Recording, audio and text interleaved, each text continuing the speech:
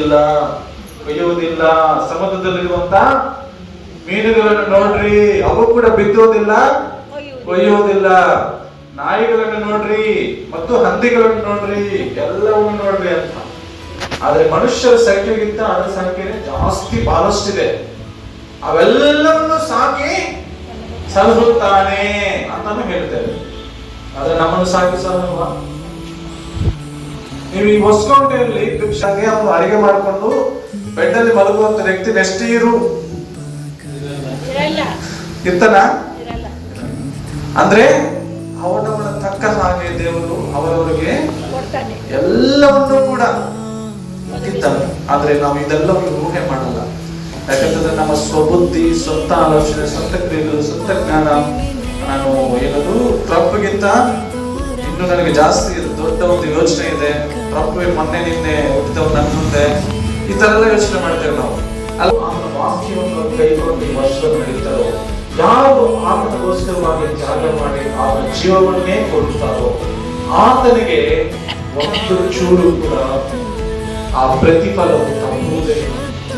ಇದೇ ತರ ಆಪೋಸಿಟ್ ಅನ್ನು ಅರ್ಥ ಮಾಡ್ಕೊಂಡ್ರೆ, ಯಾರು ದೇವರ ವಾಕ್ಯವನ್ನು ದೂರ ಇರ್ತಾರೋ, ಯಾರು ದೇವರ ಪ್ರಾರ್ಥನೆಗೆ ದೂರವಾಗಿರ್ತಾರೋ, ಯಾರು ದೇವರ ಸಭೆಗೆ ದೂರವಾಗಿರ್ತಾರೋ, ದೇವರ ಆರಾಧನೆಯನ್ನು ಬೇಡ, ಇದೆಲ್ಲ ಜಸ್ಟ್ ಕಾಟಾಚಾರ ಎಂಬುದಾಗಿ ತಿಳ್ಕೊಂಡಿರ್ತಾರೋ, ಯಾರು ಈ ಲೋಕವೇ ಶಾಶ್ವತ, ಲೋಕದಲ್ಲಿ ನನಗಿರುವಂತ ಜ್ಞಾನವೇ ದೊಡ್ಡದೆಂಬುದಾಗಿ ತಿಳ್ಕೊಂಡಿರ್ತಾರೋ, ಯಾರು ಈ ಲೋಕದಲ್ಲಿ ನನಗಿಂತ ಜ್ಞಾನಗಳು ಇಲ್ಲ ಎಂಬುದಾಗಿ ತಿಳ್ಕೊಂಡಿರ್ತಾರೋ, ಅವರಿಗೂ ಕೂಡ ಬರತಕ್ಕಂತ ಪ್ರತಿಫಲ ತಪ್ಪುವುದಿಲ್ಲ ಅಲ್ವಾ?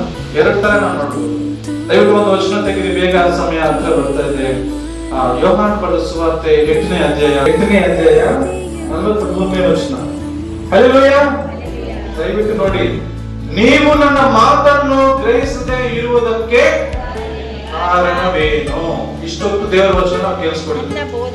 ಈ ಒಂದು ಕಾರಣವೇನು? ನೀವು ಇನ್ನೂ ಕೂಡ ಗ್ರಹಿಸಿಲ್ಲ ಅಂತಂದ್ರೆ ಇನ್ನೂ ಕಾರಣ ಏನು? ನನ್ನ ಬೋಧನೆಗೆ ಕಿವಿಗೊಡಲಾರದೆ ಇರುವುದೇ ಕಾರಣ ಅಲ್ವಾ? ದೇವರು ಹೇಳಿದಂತ ಮಾತನ್ನು ಕೇಳದೆ ಇರುವುದೇ ಇದಕ್ಕೆಲ್ಲ ಕಾರಣ. ಅಲ್ಲೇ ಕ್ವಶನ್, ಅಲ್ಲೇ ಆನ್ಸರ್. ಸೈತಾನ ನಿಮ್ಮ ತಂದೆ, ನೀವು ಆ ತಂದೆಯಿಂದ ಹುಟ್ಟಿದವರಾಗಿದ್ದು ನಿಮ್ಮ ತಂದೆಯ ದುರಿಚ್ಛೆಗಳನ್ನೇ ನಡೆಸಬೇಕಿದ್ದೀರಿ.